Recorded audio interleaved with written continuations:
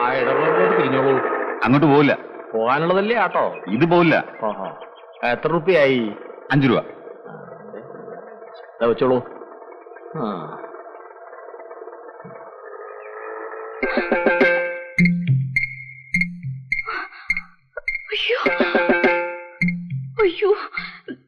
ആരാ? അവറാച്ചനോ കസ്റ്റമേഴ്സോ? ഗുരുക്കളമ്മാവൻ.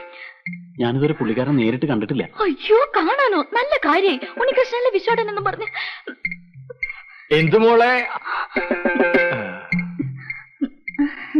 വിശ്വാസമില്ലേ മോളെ? ടൂറില്ല അമ്മാവ. 2 ദിവസം കഴിഞ്ഞേ വരൂ. ഇരിക്കമ്മാവ. ഇരിക്കാനൊന്നും സമയമില്ല. വക്കീലിനെ ഒന്ന് കണ്ടിട്ട് പോണ വഴിക്ക് ഇത്രടം വരെ ഒന്ന് കയറാമെന്ന് വെച്ചു. ഒരു സന്തോഷ വാർത്തയായിട്ടാണ് ഞാൻ വന്നിരിക്കണേ. ഗുരുക്കളമ്മാവന്റെ അന്നത്തെ നാടകം ശരിക്കും ഏറ്റു. അടുത്ത ആഴ്ച മുത്തശ്ശി ഇങ്ങോട്ട് വരണുണ്ട്. തറവാടൊഴികെ ബാക്കി എല്ലാ വസ്തുക്കളും വിൽക്കാൻ ഏർപ്പാട് ചെയ്ത് കഴിഞ്ഞു. കാശൊക്കെ വിശ്വനാഥന്റെ ബിസിനസ്സിനോ മറ്റോ കൊടുക്കാൻ പോണെന്നോ പറയുന്ന കേട്ടു. വിശ്വനാഥനെ അത്രക്കെങ്ങ് ബോധിച്ചിരിക്കണു. തൽക്കാലം നിങ്ങൾ ഇതൊന്നും അറിഞ്ഞതായിട്ട് മുത്തശ്ശിയോട് ഭാവിക്കണ്ട. അറിഞ്ഞത് എങ്ങനെയാണെന്ന് ചോദ്യം വരും. പരുങ്ങളിലാവണത് ഈ പാവം ഗുരുക്കളമ്മാവനാണേ. മുത്തശ്ശിയുടെ ക്രോസ് വിസ്താരത്തെ പറ്റി മോക്ക് അറിയാമല്ലോ. കാര്യങ്ങളൊക്കെ ഏർപ്പാടാക്കിയിട്ട് കാശിക്ക് പോണോന്നാണ് മുത്തശ്ശിയുടെ ഉദ്ദേശം. അതിനു മുമ്പ് മോളുടെയും വിഷ്ണുവിന്റെയും കൂടെ ഒരു 3-4 ദിവസം കഴിയണോ അത്ര.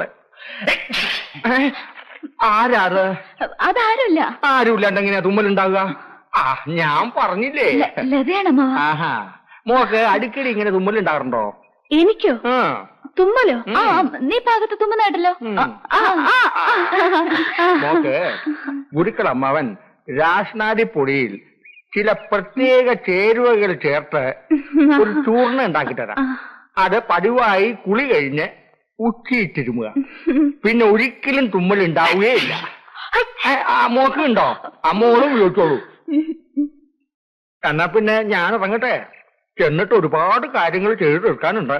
വിഷ്ണുനാഥൻ വരുമ്പോ പ്രത്യേകിച്ച് അന്വേഷിച്ചിട്ട് പറയണം. അമ്മാവനെ ഇന്ന് തന്നെ പോണോ? ഒരു 2 ദിവസം നിന്നിട്ട് പോയാ പോരെ? 2 അല്ല 4 ദിവസം നിൽക്കണമെന്ന് മനസ്സിൽ ആഗ്രഹമുണ്ട്. പക്ഷെ നടക്കില്ല. നാളെ പ്രമാണം രജിസ്റ്റർ ആക്കേണ്ട ചില നടപടികളൊക്കെ ഉണ്ട് തറവാട്ടിലെ. ഞാനല്ലാതെ ഇതൊക്കെ നോക്കാൻ മറ്റാരാ അവിടെ ഉള്ളത്? അമ്മാവൻ ഉടനെ പോകുമെന്ന് വിചാരിച്ചില്ല ഞാൻ. ഇനി മോള് ഇങ്ങനെ പറഞ്ഞ ഗുരുക്കളമ്മാവന് വേദന ഉണ്ടാവും. മോള് വിഷമിക്കാതെ. മുത്തശ്ശിയും കൂട്ടി ഗുരുക്കളമ്മാവൻ ഉടനെ ഇങ്ങ് എത്തും. പോട്ടെ. അമ്മാവ കൊട സഞ്ചി. തിരക്കിനിടെ ഞാനങ്ങ് മറന്നു. എന്താ കാണിച്ച വിശ്വേട്ടൻ? ഇടിച്ചതിന്റെ ലിവറിളക്കി കളയും. പെണ്ണുങ്ങളെ കമലടിക്കുന്നോളാം. ഇങ്ങനെ പറയുന്ന ഒരു പോലീസുകാരനെ ഒരു മീശയില്ലാതെ സങ്കല്പിച്ച് നോക്കിയ സുഹൃത്തുക്കളെ. അതാണ് പറഞ്ഞത്. മീശ മീശ, വരേൻ മീശ, കൊമ്പൻ മീശ, കൊനസ്റ്റ് മീശ, പോലീസ് മീശ, പട്ടാള മീശ, കായംകുളം കൊച്ചുള്ളി മീശ.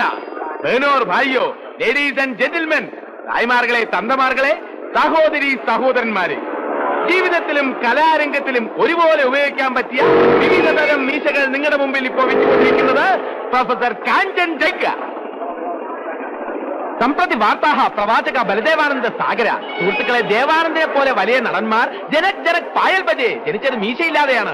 ദിൽഹേക്ക് മാൻതാ നഹീം. എന്നാൽ ദൈവത്തിന്റെ കൃപ കൊണ്ട് റോട്ടി കപ്പട ഓർ മകാൻ, ചെറിയ കപ്പട മഹാൻ മീശകൾ വച്ച് ലുപ്തര മസ്തര സ്വന്തം രൂപം പോലും മാറ്റാൻ അവർക്ക് കഴിഞ്ഞു.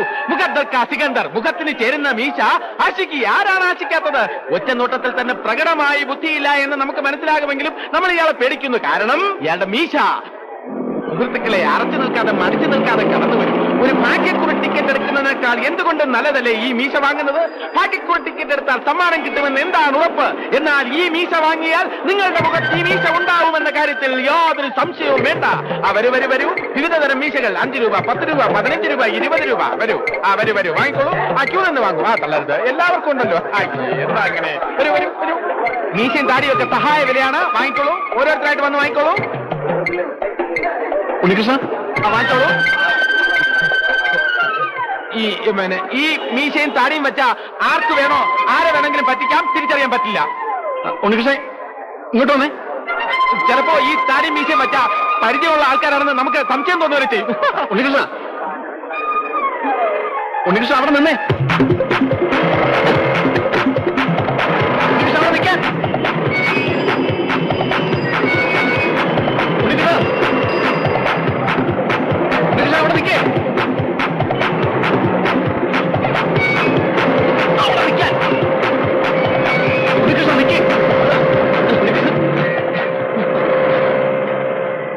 കാര്യം പറഞ്ഞോട്ടെ.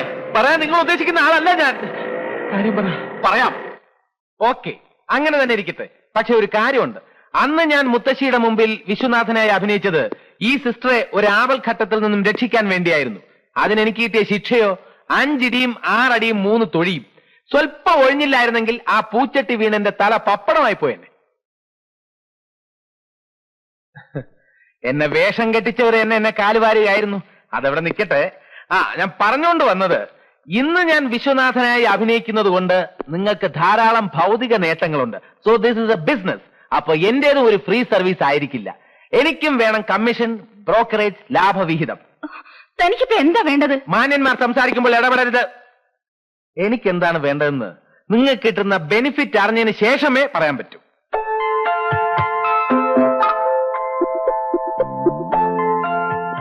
അതൊക്കെ എന്തു വേണമെങ്കിലും തരാം. പക്ഷേ ഒന്ന് മാത്രം മനസ്സിലാക്കിയാൽ മതി. ഇക്കാര്യത്തിൽ നമ്മൾ തമ്മിലുള്ള പരസ്പര ധാരണയും വിശ്വാസമാണ് വേണ്ടത്. ഉണ്ണികൃഷ്ണന് ഇതൊരു ബിസിനസ്സും കോൺട്രാക്റ്റും ഒക്കെ ആയിരിക്കും. പക്ഷേ എനിക്ക് അതിനപ്പുറത്ത് പലതുമാണ്. അയ്യോ, ഞാൻ ആ ഉദ്ദേശത്തിലല്ല പറഞ്ഞത്. എന്നെ നിങ്ങൾക്ക് വിശ്വസിക്കാം, എല്ലാ അർത്ഥത്തിലും.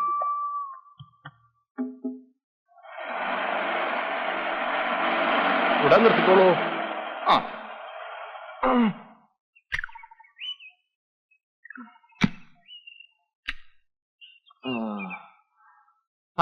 അതെ, ഇങ്ങോട്ട് വന്നോളൂ. ചുമടെടുക്കോ? എടുത്തോളൂ.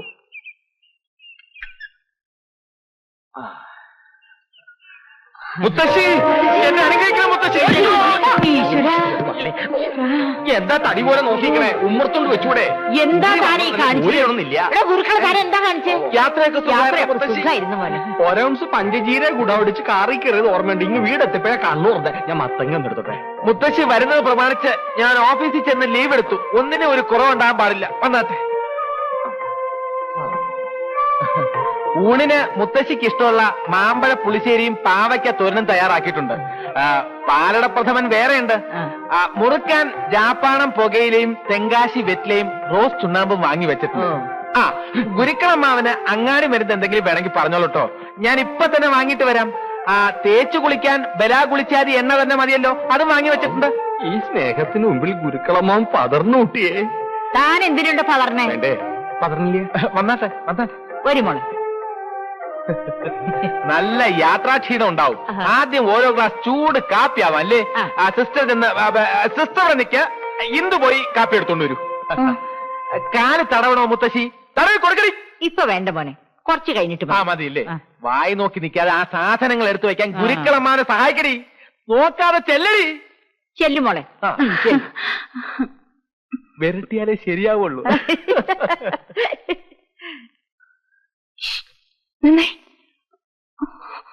മുത്തശ്ശിയുടെ മുമ്പിൽ വെച്ചുള്ള ഈ എടി പൊളി വിളി നിർത്തിയില്ലെങ്കിലേ എന്റെ സ്വഭാവം മാറും. അത് ഉണ്ണികൃഷ്ണൻ സ്വർണ്ണലതയെ വിളിക്കുന്നതല്ല.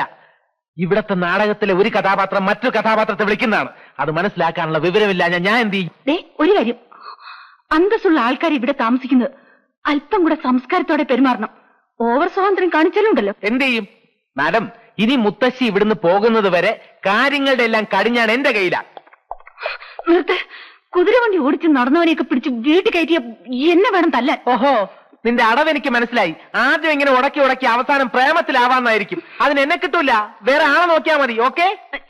എന്താ മോളെ അവിടെ? ഒന്നുമില്ല മാവാ, ഇതാ വരുന്നു.